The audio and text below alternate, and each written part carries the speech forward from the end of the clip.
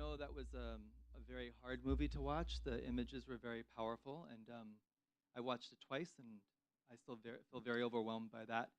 But I think, thank you for coming this evening, and I think it's really important that we talk about the movie, that we talk about the images that we saw, that we put it into perspective and understand what's going on in Ukraine today, and also that we honor those journalists that very bravely told the story of what happened. And so we have two special guests that'll help us lead this discussion and talk about these issues. So tonight we are very honored to have the Ukrainian Ambassador to Indonesia, Vasyl Hamianin, with us this evening. He is a career diplomat for the Ukrainian Foreign Service, has served in senior positions. Please, Ambassador, has served in senior positions overseas and in his home country, including as chargé d'affaires at his embassy in Beijing. We also have a Metro TV, we have a Metro TV reporter with us this evening, Iqbal.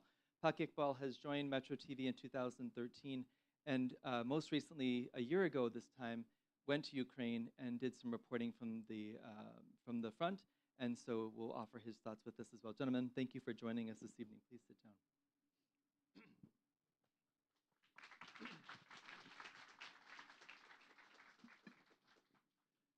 So, Ambassador, if I could ask you to start, we watched a really powerful film, and we learned a lot about what happened 2 years ago. But I wonder if maybe a lot of people in the audience don't know much about Ukraine in general. Ukraine and Indonesia are quite far from one another. And we have a lot of young people here today who maybe don't know much about your country. And I was wondering if you could share some thoughts about what you want young Indonesians to know about Ukraine and about what's happening today. Good evening, everybody. Selamat malam. You know, being a bit of historians, it's a big, very hard task for me to say anything about Ukraine like in 5 minutes. I can talk hours about my country, about the history, about the background, about everything. But maybe there are some important words I would tell you. First, visit our website, visit my social media, please. There are lots of information about Ukraine, what it is. Few facts, maybe. Please. Yeah, might be interesting. The country that is territorially the biggest country in Europe, purely in Europe, right? Not Eurasia, but Europe. Not like Turkey or maybe Russia. Country that centuries of its history, which like around 15 centuries, roughly, was never actually a kingdom. We never had like kings which were within the dynasties. It's all the kings we had, all the rulers we had were like elected or thrown from the seat. So I would say that Ukraine is like a genetically democracy. If you imagine it like this, it's one of the biggest exporters of wheat, corn, agricultural products, honey like madhu. It's the motherland to the biggest aircraft in the world called A Dream, Amria. It's a beautiful country, and with funny people that look like villagers, like peasants. Yeah, what we have to say, petania. But when it comes to the point of defending the land, they become warriors. What can I say? It's a long to say about Ukraine. It's like Indonesia. Actually, we have a lot in common with Indonesia. I discovered it while studying Indonesian history and Ukrainian history. Nearly at the same time, we were resisting the Mongolian invasion in 13th century, and at the same time, actually, we resisted. Indonesians were more successful. You won, and we lost at that time. But still, we are a very diverse country, not as diverse as Indonesia again. But funny thing, through so long time, like centuries and centuries and centuries, we actually, for a very brief period of time, we were independent, However, whatever happens, Ukrainians come back to the land. They come back to the land and they settle down and they start delving, having crops and start living happy lives. and then something happens again, and they spread all around the world, and then come back again. So, what can I say about Ukraine? You watch the film, it's something that it will be another question. I'll be brief. Okay, thank you. Iqbal, you were in Ukraine about a year ago, maybe a year ago today, covering the 1-year anniversary of Russia's complete invasion of the country. What are your memories of the reporting tour, and what did you learn while you were there? To be honest, the movie brought me back to 1 year. It's heartbreaking and it's suffocating because we met directly in the field with Ukrainian residents. But one thing I remember the most is their resilience, and they're very welcome to foreign journalists because we don't speak a native language, so they know that we were foreign journalists, and they were welcoming us very well. One thing that I remember the most is, other than resilience, is their faith, their belief, their confidence that someday or somehow, in any kind of way, they will, gain back their freedom. And, as a Ukrainian, they want to live in Ukraine, not in Russia. That's what we heard in the movie. One experience that I remember, that we went to Orikhiv.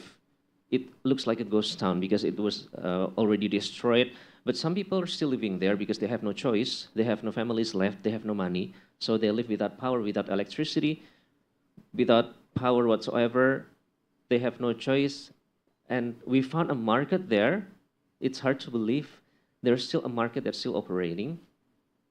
In the morning, meanwhile, it's like 5 or 6 kilometers from the war zone, so we can hear the tush, poof, poof, because it's like 5 to 6 kilometers. And I wonder, how could these people still have, the energy to survive here? Why don't they go out of the country? And they were like, this is my home. I don't want to go anywhere. I believe that someday we will bring back this land, and I have no one, so I will stay here whichever way I can. And then I try to, to help them by buying. They're selling breads, they're selling candies and whatever. Ma'am, because it's a mother, I guess. Ma'am, I want to buy 3 bread. Can you give me 3 breads? I need it for my team. From where do you come from? From Indonesia. What? Indonesia. Oh, you're a foreign journalist. And then, okay, I will take you some breads. And then she took plastics, and then she put 5 or 6 breads. I was like, no, ma'am, I only need 3. No, I give you for free. This is from Ukrainian. So you just eat. I hope you will have a better life. I hope that this will never happen in your country. I hope you will never experience that a rocket will fall off or your backyard anytime. I wish you well, and all those good wishes come from a mother that living amidst the war, and that's one thing that I cannot, remove from my mind. It always, I remember those, a mother, a woman, maybe she has a grandchild, I don't know, but that's what makes me more grateful, and that's what makes me, like motivating me to do my journalism works anywhere in the world, to deliver this kind of message from the human. It's a really powerful story. Thank you for sharing that. Ambassador, one of the themes we heard in the film that we talked about even before the program started was this idea of hoaxes and misinformation. And there's everything we've talked about when it comes to this war, I think, has revolved around misinformation and disinformation. Can you talk about, from your perspective, how people can understand what is real and what is not when they're seeing and hearing about information about your country? How can people best know what's going on in Ukraine today? I think that the books were written about disinformation, misinformation, about the propaganda and things, especially since the Second World War was over. So the books and books and books, and people were explaining how would we make it like, how would we make people to believe unbelievable, yeah? And then, well, I would not be telling how, yeah, and everything, but what strikes me is that the lies that you just hardly can believe, it actually makes people trust it, because they cannot imagine this can be like unreal, yeah, and vice versa. Where do we pick up the information? Well, thanks God we have Metro TV, we have Tempo, we have Desi Anwar, we have Compass, we have TVRI, we have brave journalists from Indonesia that visited Ukraine and then reported a lot. Just, I mean, like Google it, say Desi Anwar or whoever, right? Whoever since the first visit by Tempo magazine, and there are reports, there are photos, there are reminiscences. It's your people who report to you in your language, right? So Al Jazeera, while not mentioning CNN, BBC, and all the Deutsche Welle and all this, there is plenty of information. What's important is to pick up the right one. So pick up the information you trust. And obviously, you must trust the Indonesian media. Here is the man, brave man. Trust him. Just search it in the media. You can do this. But we actually saw it from the movie, from the documentary. Yeah. So it's all fake. It's all not possible. And people say, well, yes, we watch it. How can it be possible? How can it be possible? It's not real. It's fake. It's like what was like directed by film company. No one could believe it, and though it's true, it's true. So yeah, trust people you trust.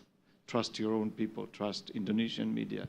Trust people. Well, I mean, like Al Jazeera is a good media to trust in the country where the big population are Muslims, I think. Sort of building on that, we have a lot of journalism students in the audience today, Pak Iqbal. As a journalist who's gone to the front lines and reported from the front lines, what would you tell students who might be interested in pursuing journalism as a career? I mean, this must be scary, it must be difficult. Can you talk about what it's like to be a journalist on the front lines in a situation that's dangerous, such as a war? The first one, you got to have the guts. That's the first thing that came to mind. But remember that whatever mission you're going on, whatever kind of coverage that you went to, always stands for humanity. I think that's the point. Because when we went to Ukraine, everyone was like, there were a lot of propaganda here too, and Indonesians believe that. And one thing that we tried to do while we were there was, we went to the location, and this is what happened. Like, you can read, you can watch, you can, listen to whatever propaganda, but we came to the location on the spot, and this is the reality, this is the facts. This is that you need to look at. So, always stands for humanity. We're not, when they're asking, which sides are you on? Because Indonesia is closer to this country, we have a similar history and stuff like that. No, it stands for humanity. That's why we came there. That's why we go to Ukraine to portray the fact what is the reality happens on the field. And another challenge is to deliver the message to the world, to your audience, because all the things that we watch here, it doesn't feels real. It's like a movie. It's like a horror movie, but it happens over there because I experienced myself. Because like every time we try to go to sleep, there's an air raid alarm on my phone, and we got to go to the bunker, to the basement, because could be an air attack anytime coming. So we got to run to the basement. We got to save ourselves. When we eat at the KFC over there, I just started eating, and then the air raid alarm ringing, and then the waitress, you cannot be here. You just go to the bunker right now because there are possible air raid siren coming on. So you go now, save yourself to the nearest bunker. And that's what makes you know what, I think this is what I need to deliver, this kind of message, this kind of circumstances that you need to deliver to your audience, that we are all human. We cannot live like this. Something must have gone wrong. Why? Some people in another part of the world living like this, living under the war, living under oppression, living under aggression. They were stripped off from their basic needs. They don't have electricity, they don't have power, they don't have food. So, and one thing that struck my mind was all of them are victims. You know, even those who were looting, those who were called thief, they're all victims from this war. We cannot blame them because they're all victims. So we need to understand, to get into their psychological, not only from our own glasses, not only from our own eyes, not only from our own perspective, but try to be on their perspective. Try to be, you know, dig deeper into their psychological situation. In that way, you will be a human. At the end of the day, we'll just realize that, you know what, this is a humanity over there that we need to deliver this message from. I think that's maybe my message, Pak Jason. And Pat, can I just ask a follow-up? So after your reporting and you came back to Indonesia, what did you hear from the people that watched your program? What did you talk about with your friends and family? How did you explain to them, as a, you know, on a one-to-one basis, what it was like, and what were their reactions? It's interesting because one of our mission were accomplished because there's some propaganda, and we, you know what, this is what happened. So all you hear, all you see on the news is propaganda. Not all news, but in a certain news, you know, the social media is very full of hoax, full of disinformation. So we went there, and this is what happens. This is the truth. So you judge. If you're human, then you just look at my coverage. I don't need to say anything to you. The pictures speak 1,000 words, you know?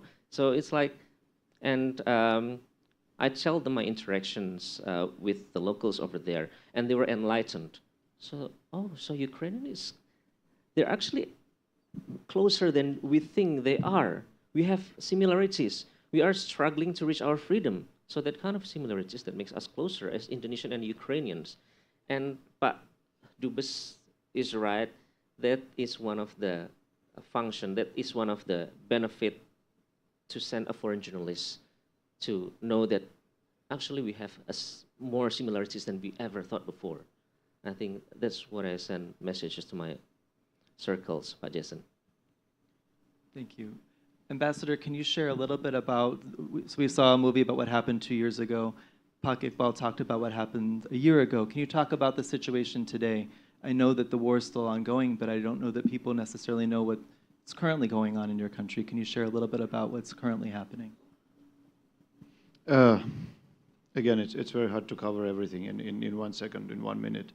What's important, what I wanted to mention is that now you've watched the history, like 20 days in a city, which was like one of the first 10 biggest cities, like around 500,000 citizens living there. And we have many of those cities. And the stories are too many stories to cover them all. Starting from the Chernihiv, from Sumy, from this northern part, from the eastern part, and so many towns and cities were just destroyed.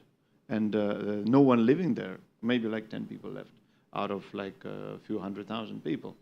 So that's what's happening now. I mean, the devastated land there and the land of hope on that side. So people ran, people fled, people tried to escape, yeah, finding a new place to live, finding a new work, something to do, like in their lives. That's what's happening to people. Well, of course, people are scared.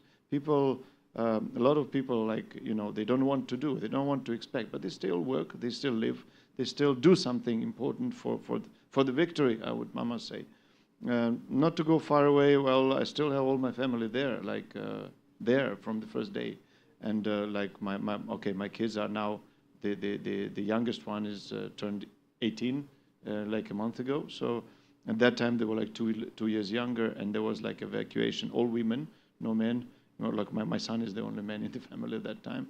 And it was like a nightmare. It was like a nightmare but now people became like they became like made of steel, I would say, a lot of them. They know it's no way to retreat. They know it's no way to escape.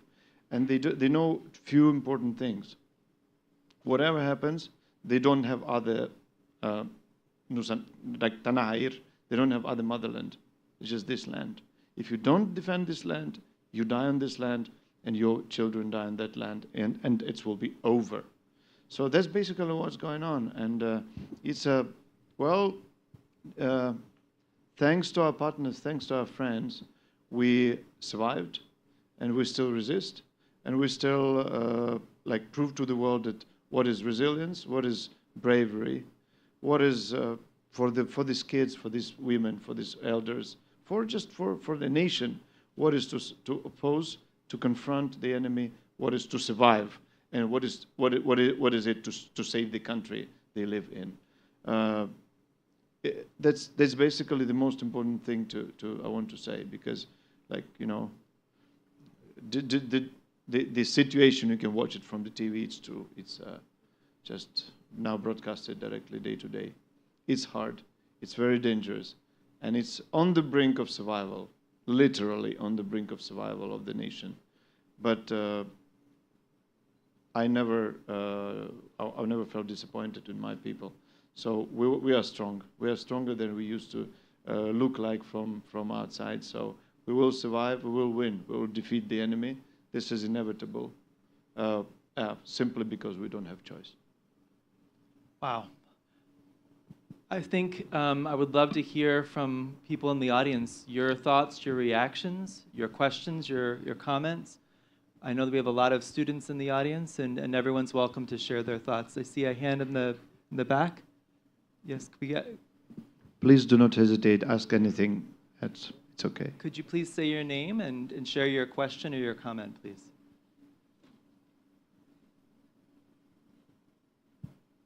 Thank you, Mr. Moderator, Mr. Ambassador, His Excellency Dr. Vasyl Hamianin, and Mr. Iqbal.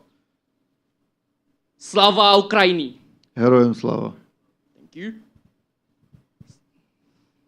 All right. Knowing that the battle cry of Ukraine is still here every single day in the Ukraine, despite all of the fact that international news nowadays shifting their focus from the Ukraine to another conflict that they think more crucial. But this film is like a reminder to all of us that people still struggle in Ukraine despite the news shifted their focus. Now, to my question, I have several questions to Mr. Ambassador and also Mr. Iqbal. First to Mr. Ambassador. So, knowing that there's several open source intelligence during the war in the Ukraine, in the Twitter, or nowadays we call it X, right? Now, there are several meme accounts that emerged during the Russian invasion. And there are several meme accounts that leak several information from the Ukrainian government or from the other side. The question is, how's the Ukrainian government view regarding this open source intelligence research or this open source intelligence account, since they leak several information, and how the government actually handle it? And for Mr. Iqbal, since you are the war correspondent, how to stay neutral in this stress situation of war? Since I believe there are several group or there are several people that they want to tell their story to you to get published or stuff like that. How to stay neutral and not get benefited from other side or from each side. And then how to stay and how to avoid suspicious as a spy or undercover agent looking for an intel from other side. Because as war correspondents, we know there are several stories from the Middle East. There are several war correspondents that, I'm truly sorry to say this, killed in the war because the other side believe that this war correspondent is an undercover agent or spy. Thank you. Yeah, That will be all from me. My name you. is Andre Jeremy Kotambunan, or you can call me Jeremy. Once again, Slava Ukraini. Heroям слава. Thank you. Thank you so much. Mr. Ambassador, do you want to talk a little bit about social media and the role that social media has played, both perhaps positively and negatively, as we learn about what's happening in the war? I think that was his Should question. I answer the question? Was that not your question? Yeah. Yeah, No, please. I understand the question, if I understand it right. So it's about the government leakages and everything. You know what? War is a very specific realm. It's not, it doesn't have the rules we use in everyday life. It's different. All rules are different. So definitely government that wants to be like, they wants to defeat the enemy. They use certain rules. They use certain instruments. Yeah.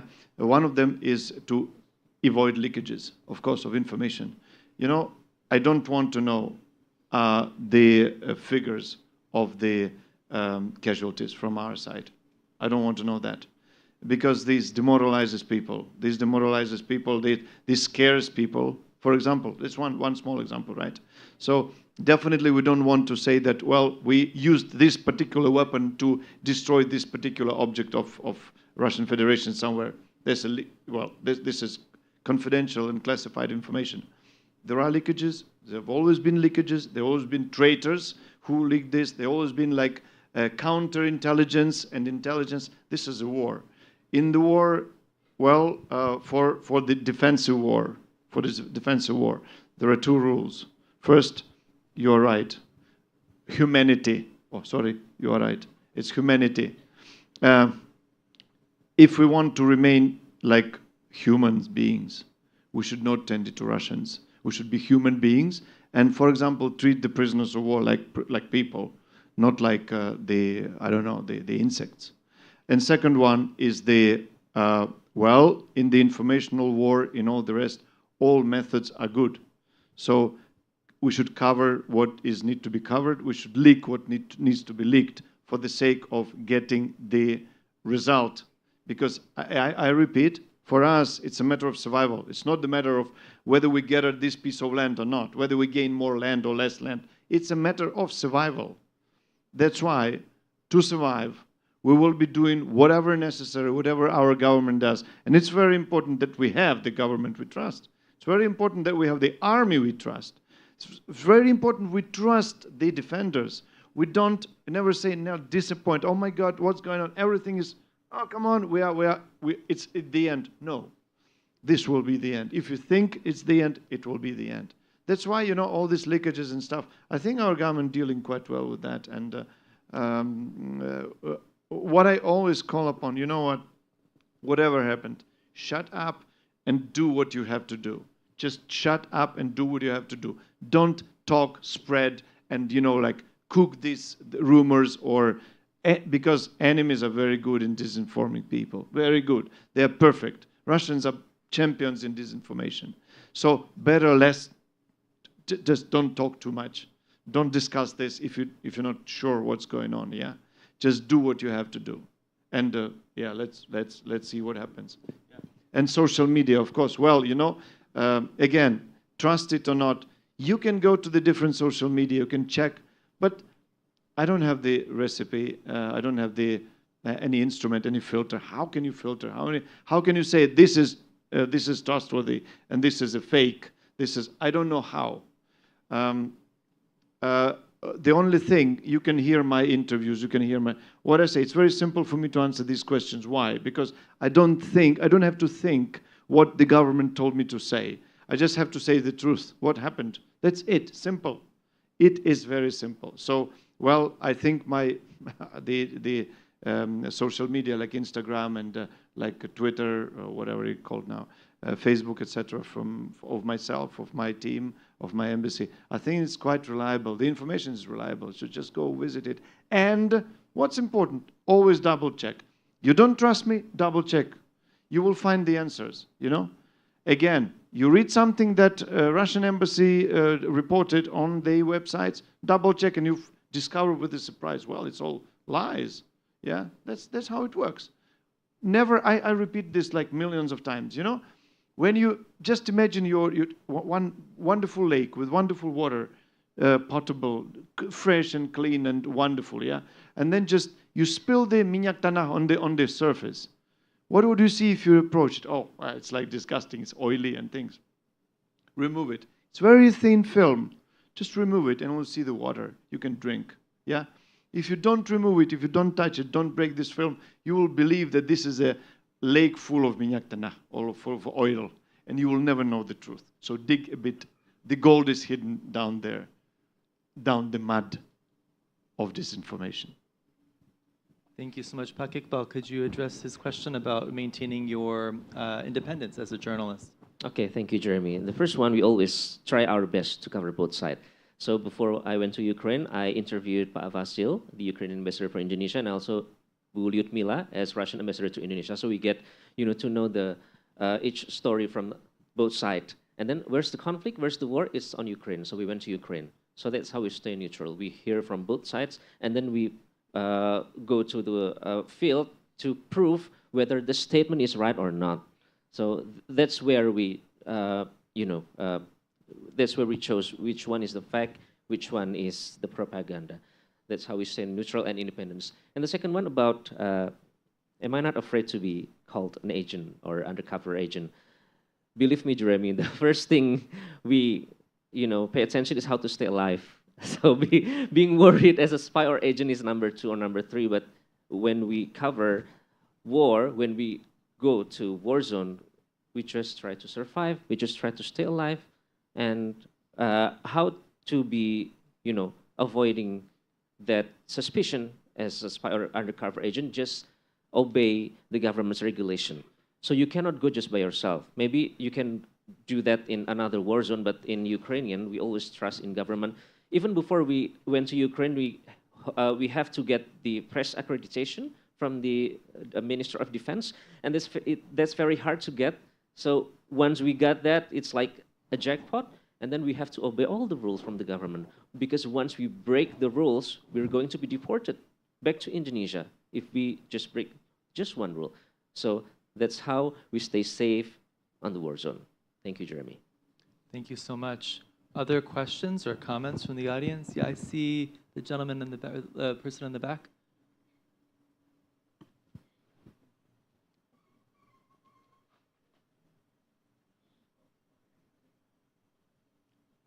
Okay, I have a question, but firstly, I want to express our condolences.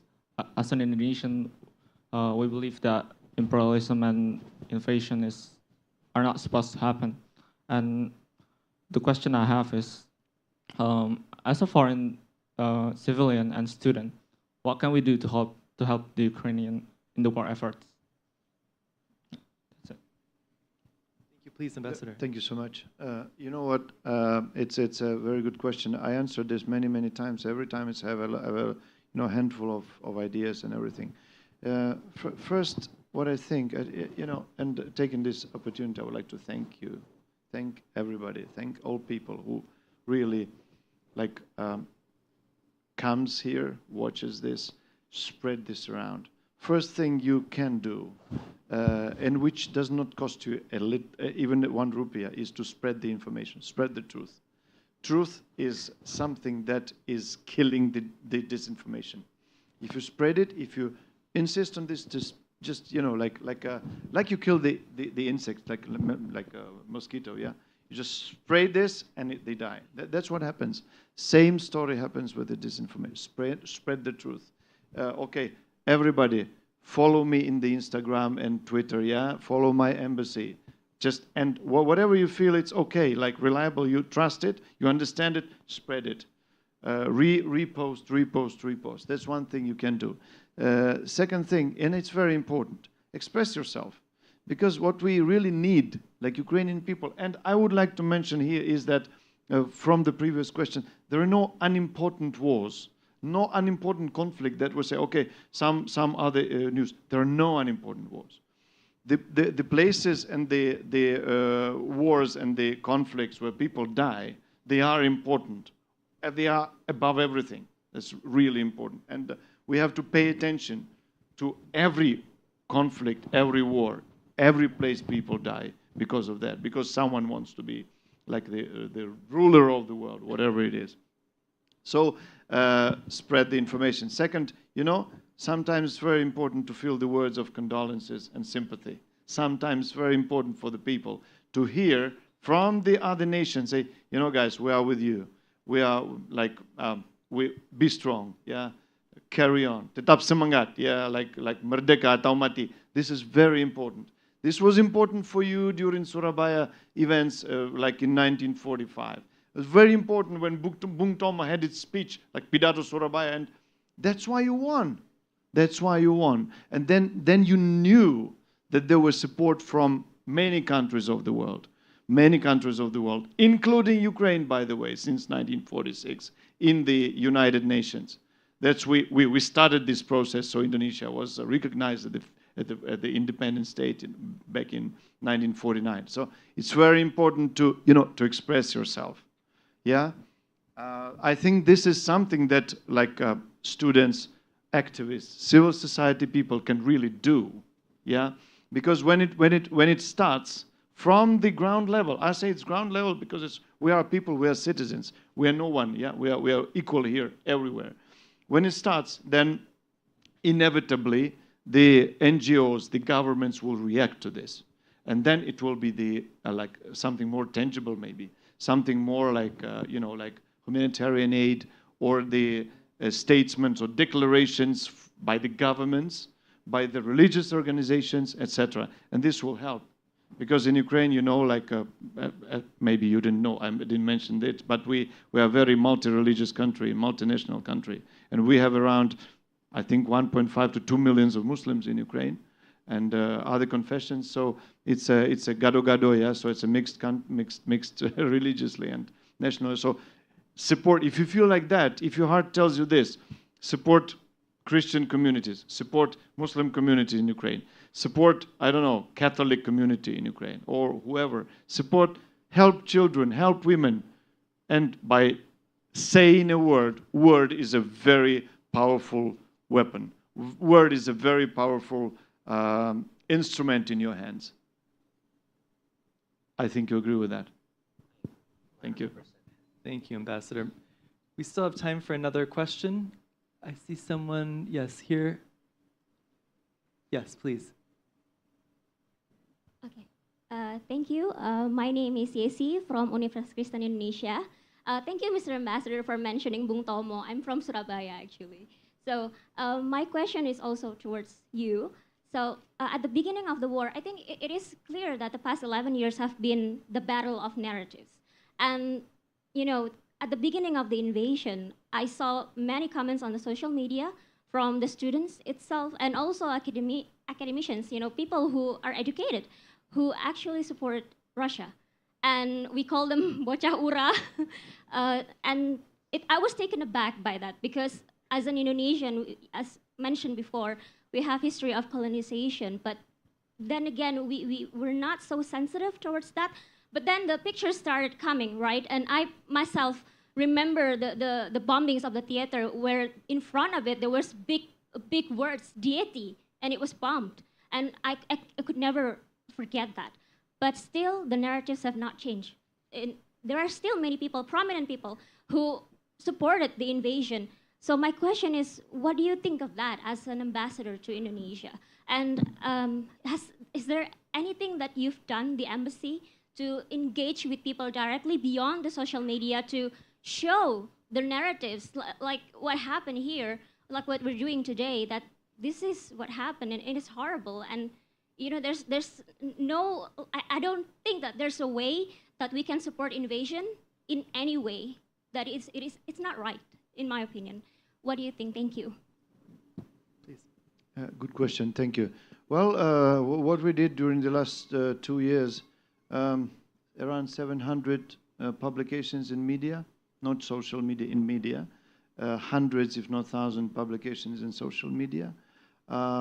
Maybe a few dozens of my speeches in the universities facing the students, including the UI, UNAS, in Surabaya, Erlangga, everywhere, like many.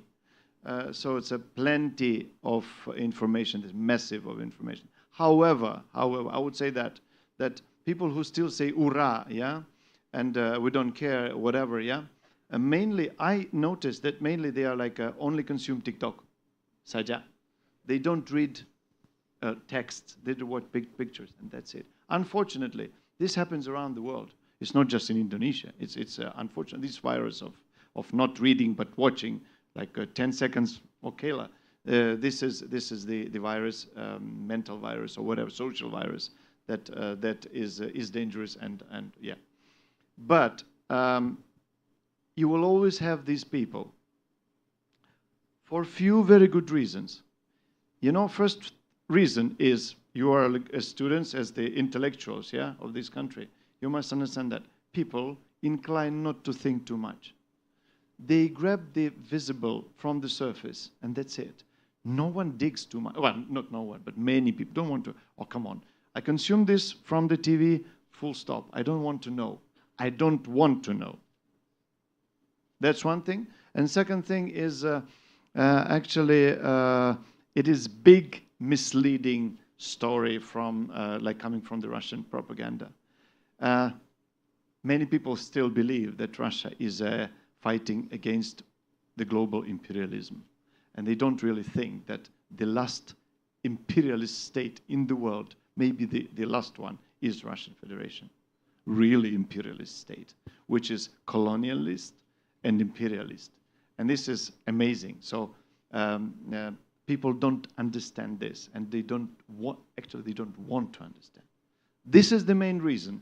And by the way, it's the first article that appeared in about Ukrainian situation, about the Russian aggression, was in Tempo. Check it. It's called Ura Genocida, and the broken house with a tank on the background. It was Daniel was the one who was writing it. Ura Genocida. This is the answer. So we're trying to do, but you know, it all comes down to a few factors. I would not say too much about that, but you know, very important thing. In November 21, just a few months before the big aggression, a full-scale war, yeah, Russian propaganda increased the financing of propaganda 3 times. 3 times. So it means the embassies, media, all these guys who were speaking everywhere. And this means a lot. They spend millions of dollars for propaganda, millions of dollars. And if you watch TikTok, it's like, you know, like it's flooding. If you watch one TikTok made by like our friends somewhere in the media, and then you watch 20 made by Russian propaganda, of course you will be like outnumbered. It's obvious, yeah. So it's very important. Again, I rely on you people. Spread the truth. Spread the truth. By spreading the truth, you will counter, like one repost of one true information will counter hundreds, or if not thousands, of the fakes. Thank you so much. Unfortunately, I think we're out of time. I really appreciate everyone being here. Mr. Ambassador, thank you for joining us. Pak Iqbal, thank you for joining us and sharing your experience.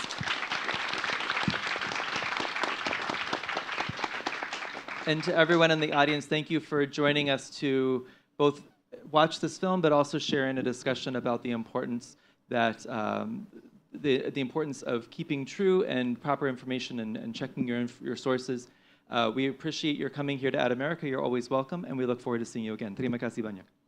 May I add Please, one phrase, please? Yes. You know, dear friends, saudara-saudariku, yeah, you can actually approach your decan or like your leaders or like whoever, yeah, and say, you know what, can we invite Ambassador to our university for a little speech, like communication? I don't like to lecture. I know Indonesian people don't like to be lectured and preached and teachered, yeah. But we'll communicate. Talk to your people. I think, well, I had this experience. I have like dozens and dozens of visits to universities. Please ask, and I promise I will go in the nearest time. Easy. Thank you.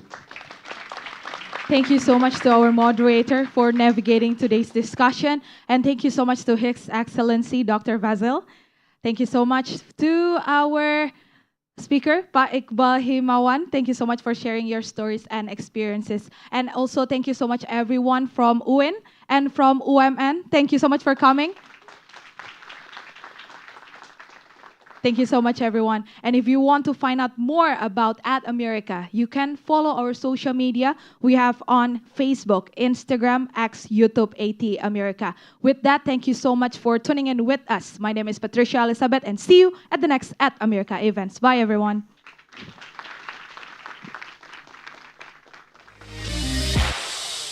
Untuk itu, saya undang kepada media untuk